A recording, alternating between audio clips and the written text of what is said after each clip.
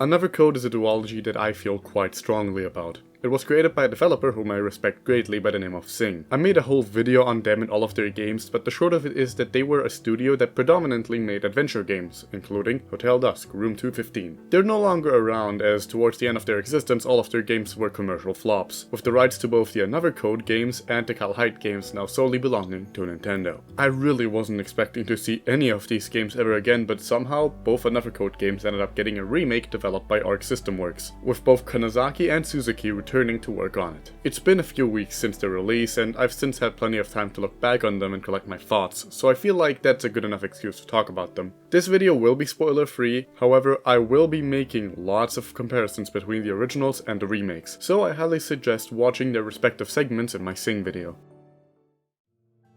One thing that I really don't like about these remakes off the bat is that they force you to play through the entirety of 2 memories to get to the ACR part of the game. This includes a new game after already having beaten both. They did add some more scenes into the first game to tie it into the remake of R, which is probably why this is the case, but I can't help but be a bit bothered by this, because the remake of 2 memories is flat out not as good as the original. The story remains pretty much unchanged, which by all means is a good thing, but the writing has seen a lot of differences. The script for the English version feels like a combination of both the Another Code and Trace Memory scripts, seemingly taking elements from both. The issues arise from the fact that a lot of that quiet nuance that I praised in the original is just gone now. There are multiple scenes in which a character other than Ashley has an internal monologue we get to hear, which just spells out what the original managed to convey so well with just a few sprites and Ashley's own thoughts. The game generally feels like it makes many of the same writing mistakes that the original Another Code R made. There are plenty of changes that just feel wholly superfluous. Several chapters were mushed together, for instance, like the original chapters 2, 3, and 4 now making up chapter 2. There's also a chapter that essentially remixes some elements from the original into a new middle section of the game, though I have to mention that there's at least a justifiable reason for this. They wanted both remakes to be around the same length as one another, which will make more sense once we get to the ACR half of the video. Unfortunately, this meant stretching out the original game one way or another. This applies to the game's climax as well. I won't go into details for the sake of not spoiling the story, but the original's climax felt very deliberate with every turn of phrase. The remake, on the other hand, changes things to feel a lot less thematically appropriate. It generally just feels like the narrative kind of lost what made it special in the first place, though it's by no means bad. Let me put it like this: if the original is an 8, then this remake is a 7.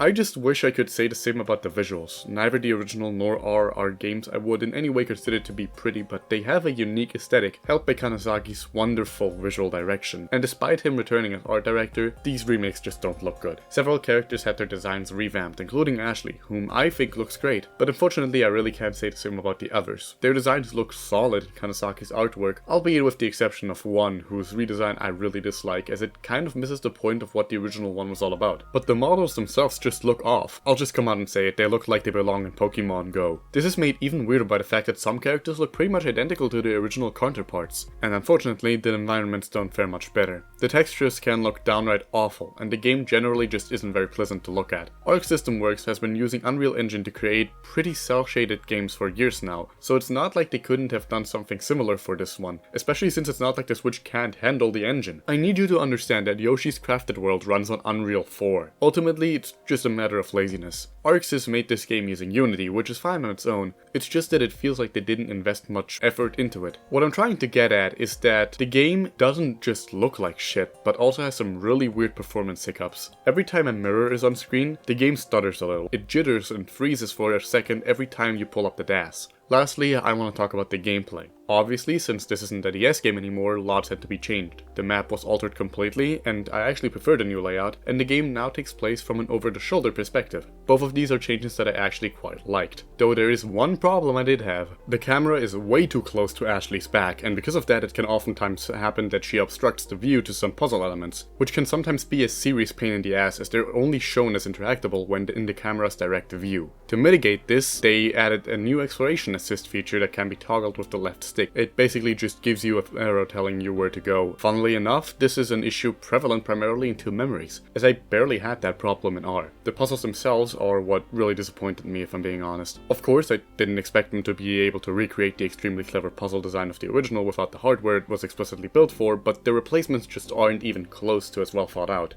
There is the occasional cool remix of one from the original, but for the most part they feel like your standard affair. The closest they get with experimenting with the Switch's hardware is like 2 puzzles that involve gyro. If you're playing with the Pro controller like I was, or in handheld mode, or with the Joy-Cons but like in a little controller grip thingy, it's fine. But if you're using the Joy-Cons individually, then God help you. Because for whatever reason the devs decided that the gyro of just one Joy-Con isn't enough. Instead you have to painfully hold them as if they were one controller. It's about as fun as it sounds. They did at least make exploration a bit more rewarding by hiding these origami cranes all over the map, both in 2 memories and R. These replaced the data logs you could find in the original, wherein scanning these with the camera unlocks a diary entry from Ashley's dad. There's a Kyle Hyde reference in one of them, so I'm pretty much obligated to like this change. Another thing that also really disappointed me is the complete removal of the end of chapter reminder segments. They're such a creative tie to the story and almost synonymous with Cing's adventure games as a whole that their absence really sticks out. It's also worth noting that the game is almost fully voice acted now. There's an English and a Japanese dub and both aren't very good. The Japanese one just sounds lifeless and uninspired, and the English one is just ear-grating. At the very least, the music in the remake is just as good as the original, with several composers having been involved in making arrangements to the old tracks, including Satoshi Okubo himself. Ultimately, the remake of 2 Memories is fine. It's not as good as the original, but it stands on its own as a perfectly good adventure game. It's far from a replacement of the original, nor does it try to be, and that's definitely for the best. I'm willing to forgive a lot of its shortcomings, as it's clear that the team wanted to retell the original story to a new audience first and foremost. Journey into Lost Memories remake, on the other hand,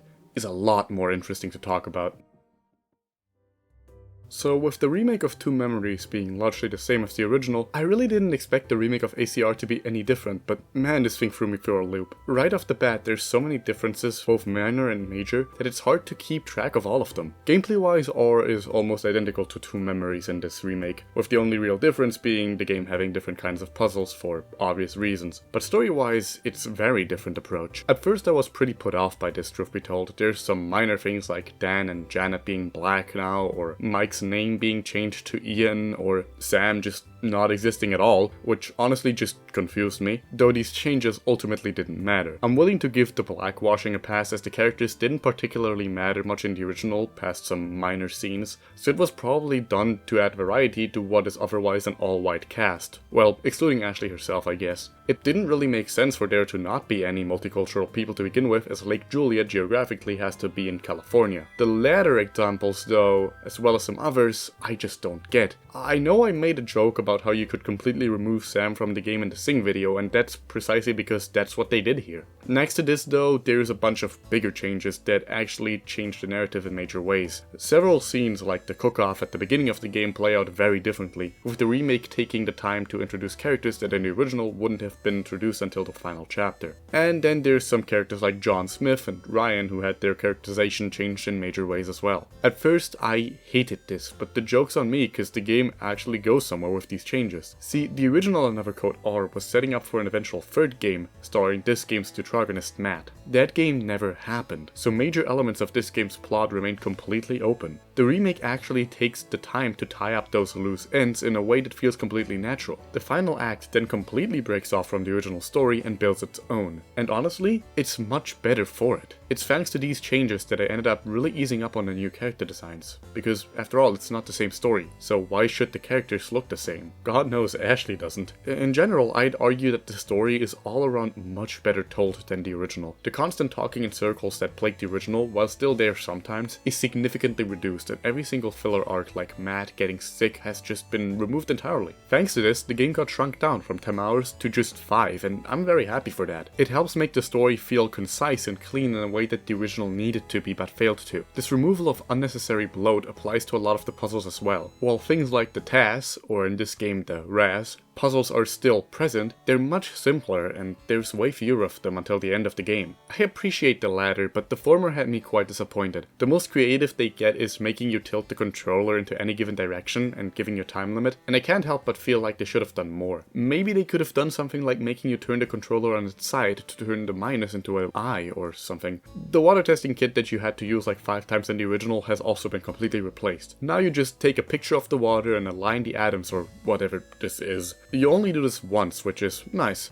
I do think that they got a bit overzealous in their cutting down of the bloat and cut some content off that I actually quite liked, like the music player that just let you listen to the game's soundtrack. There were some other things though, and I won't get into those for the sake of spoilers, but I really wish they had been kept as well. Ultimately, I guess some things just had to be sacrificed for the sake of cohesion, and while it is a shame, I do think it was ultimately for the best in most cases. Thankfully, the most important detail in the game, the Hotel Dusk cameos, were not cut. If anything, there's more now. Yes, I did point at the screen in excitement, stop asking. Generally, if the puzzles were as good as the original, I'd say that this version of the game outshines the original in nearly every single way. Well, maybe not visuals, but honestly, that's up to interpretation. It's funny to me how, despite being far and away the less popular of the two, another Code R's remake feels like it had significantly more effort put into its development than the original. And I'm kind of glad for that, as it gave me the experience of playing a new Cing game for the first time all over again, and I couldn't have been happier.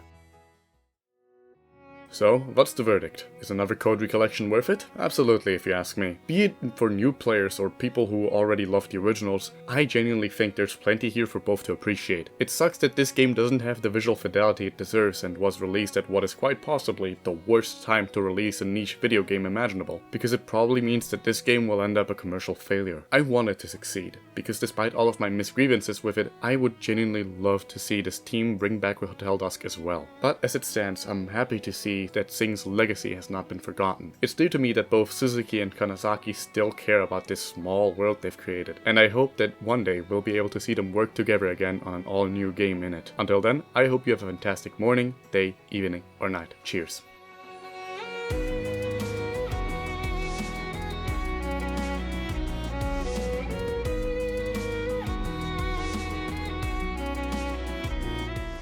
I was never book smart.